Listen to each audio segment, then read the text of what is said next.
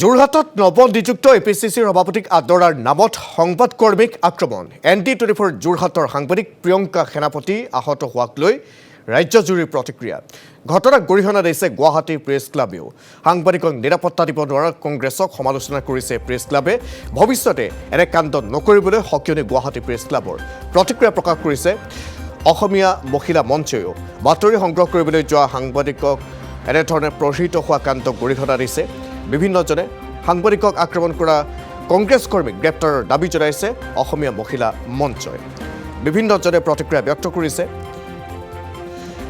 গৌৰৱ গগৈক আদৰাৰ সময়ছোৱাত যোৰহাটত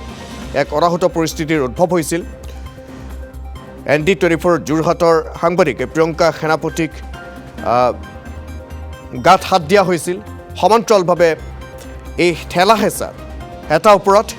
আঘাত পাবলগীয়া হৈছিল যোৰহাটৰ সাংবাদিকগৰাকীয়ে তাৰ পাছতে বিষয়টো সন্দৰ্ভত ইতিমধ্যে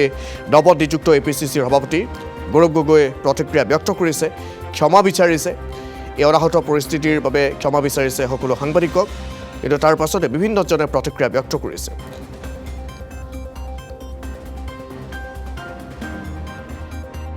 আমি পোনপ্ৰথমে অসমীয়া মহিলা মঞ্চৰ তৰফৰ পৰা আমি গৌৰৱ গগৈ ডাঙৰীয়াক এপিচিচিৰ সভাপতি তেখেতক আমি অভিনন্দন জ্ঞাপন কৰিছোঁ কিন্তু বিপৰীত ছবি আমি এখন কালি দেখিবলৈ পালোঁ খুব দুখ লগা আচলতে সাংবাদিক নিগ্ৰহৰ দৰে ঘটনা বিভিন্ন সময়ত হৈ আছে কিন্তু সাংবাদিকসকলে যদি বাতৰি সংগ্ৰহ কৰিবলৈ যাতে তেওঁলোকে দুখ পাবলগীয়া হয় তেওঁলোকে এনেকুৱা দুৰ্ঘটনাৰ সন্মুখীন হ'বলগীয়া হয় যিসকল সাংবাদিকে যে মানুহৰ দুখ দুৰ্দশাৰ পৰা আদি কৰি সমস্তখিনি তেওঁলোকে ৰাইজৰ মাজলৈ লৈ আনে কিন্তু যোৱাকালি ঘটনাটোত ND24 সাংবাদিকগৰাকীয়ে বাতৰি সংগ্ৰহ কৰিবলৈ যাওঁতে উদণ্ড যিবিলাক যুৱকে তেখেতক মানে প্ৰহাৰ কৰাৰ দৰে ঘটনা কৰিছে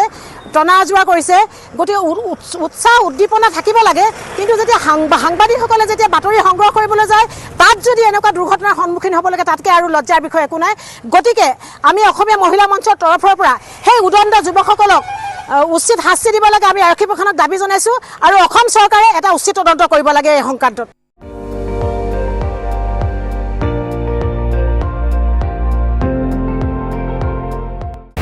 আপুনি চাই আছে ND24